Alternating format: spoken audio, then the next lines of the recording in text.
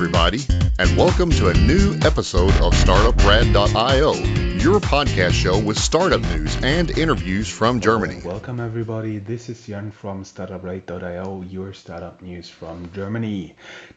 Right now I'm sitting here with someone in Accelerator Frankfurt. Could you briefly introduce yourself to our listeners? Sure. So my name is Stefan. So I'm one of the co-founders of Alyne.com, which is a RegTech startup, and we handle cybersecurity, risk management, and compliance. We are right now today recording here in Accelerator Frankfurt. We're recording a panel on robo-advisory, and so therefore we get to talk to each other, and it turns out there's a lot you can say about the just recently happening denial of service attacks that took down some pretty well-known websites like Netflix. And that is actually what your company does. Can you first tell us a little bit about what you're doing and then what those denial of service attacks with IoT devices on such a big scale actually mean for the startups out there? Sure.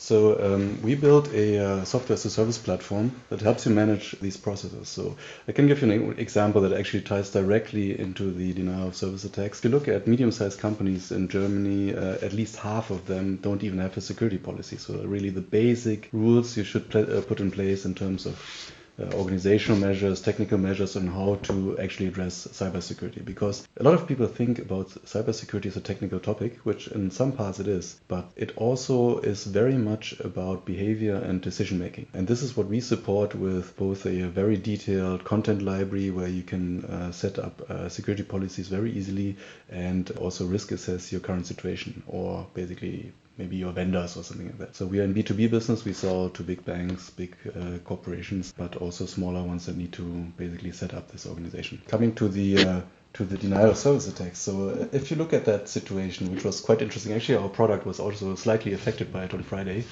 Some images were not loading because one of the services we used was not available. What happened there was that a lot of connected devices like cameras and so on, internet connected cameras, were used from a botnet called Mirai to attack basically the domain name infrastructure of one service provider, which a lot of the big services use, so they were no longer reachable on the internet. And this was actually, if you look at the details, wasn't actually a big hack. What this botnet does is scan the internet for these cameras and other devices that have default passwords. It's not even any kind of like what you think about if you think about like movie hackers. It's just using a list of default passwords, logging in and taking over the device. Like when I have a camera somewhere in my wireless and I have admin and the password that the producer gives it, and then just leave it that way, it's vulnerable to attacks. Yeah, that's right. Yeah, and this is one of the basic rules you should follow in setting up security, changing something like default settings. In this case, it's not always the fault of the user because there's some hard-coded settings that the manufacturer put in, which allowed this, but this is again a decision they made at some point in time. It's not really a technical topic. A little bit bad part about it is that if you have these devices, I have some cameras at home to watch my cats at home or like to regulate the temperature and so on. You have no way of actually knowing are they infected or so. You would never notice. And I'm actually also not sure. I think I have to disconnect them because maybe they are participating in this. And how would such an attack affect startups and what can they do about it? I can let me give you the example from our own service. So we noticed actually during a customer demo that some pictures in our platform were not loading, and then we noticed we use a lot of different services. Like everybody who builds a software product nowadays, you use all these cloud services, platform as a service, microservices, and so on. And each of those could be affected in numerous ways by issues like this, and it's sometimes hard to pinpoint in current architectures. On the other hand, it wasn't actually that bad because picture loading is maybe not that critical. The rest of the platform was working quite normally. And if you would have a traditional attack, you have your own servers, somebody attacks them, everything would be gone. And this is something we were able also to basically live through without so much of an impact. I see. And if there's now fintech out there who listens to this and is worried about such attacks, what would you recommend them to do? what would be very easy steps to follow? I mean, in terms of this attack, but maybe more in general, is actually putting this topic security as a priority, which a lot of people don't do, which I understand when you do a product development, you want to be fast on the market.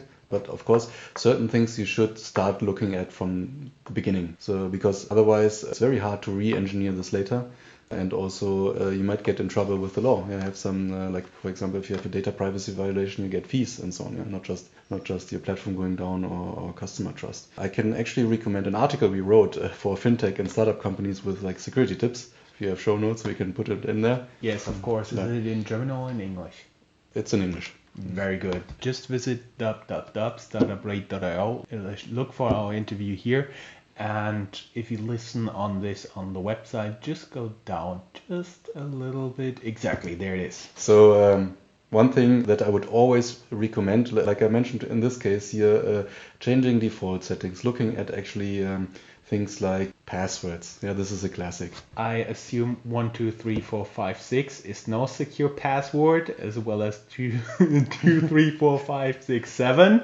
And if you have like combinations, like there's a frequent example used like banana 4, which you can very easily guess it's not a good password. Yeah, that's right. And it even gets worse. Yeah, what most people do nowadays is use the same password everywhere.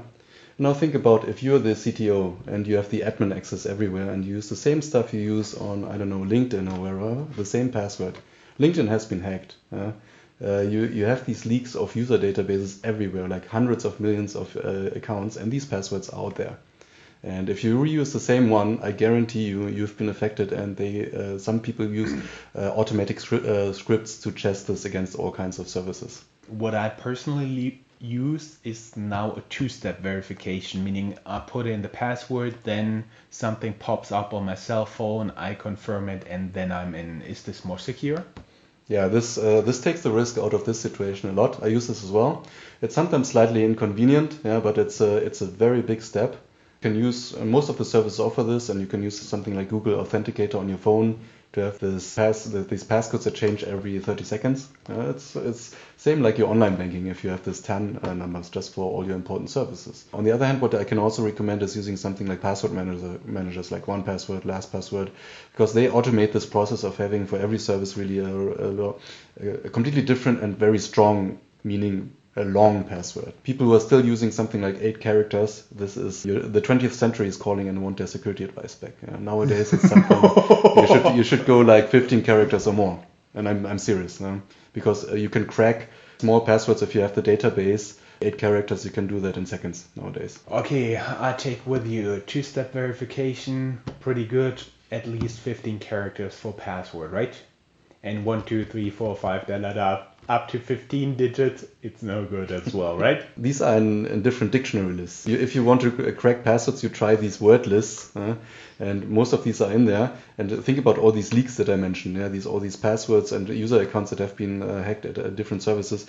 These are the first ones that you try when you crack other services. And there's even some articles out there that describe the most used passwords, and something like 1, 2, 3, whatever is like usually at the top, or password or whatever. It gets secret is also pretty good. Secret, yes, or it get even. I mean, this is my targets of opportunity. Let's say, you're not directly the target. It gets much worse if somebody wants to hurt you direct. They will know what your pet's name is, or your mother's birthday or so, because that's usually easy to find out nowadays. Passwords is the number one thing I recommend everybody to do, not just in business but in their personal lives as well, because this is intertwined nowadays as well. There was some pretty good security advice. More questions to your company. How do people find your website? So we are at alyne.com. That's ALYNE.com. And you can sign up actually also for a trial account. If you are maybe even a security manager or so somewhere listening into this, you would be our target customer. And happy to actually show you if you are interested. Just let me know. You'll find my address also on the website. Send me an email or give me a ring. My name is Stefan Solistio, here the Chief Customer Officer of Alyne. And since I know a lot of investors listen to this, are you still looking for capital? Yes, that's actually also true. We are 4 founders and we're completely bootstrapped as of this point. So we are looking to raise the financing right now in the next months. We just to give you a bit of a pointer of where we are. We are on the market since March and have already quite a few customers. So we are really at this point where we want to accelerate and grow the business from here. That's pretty cool. Thank you very much for the interview, and I really do hope you get the money and don't have to turn on cracking passwords. Yeah, that's always another business opportunity. Yeah.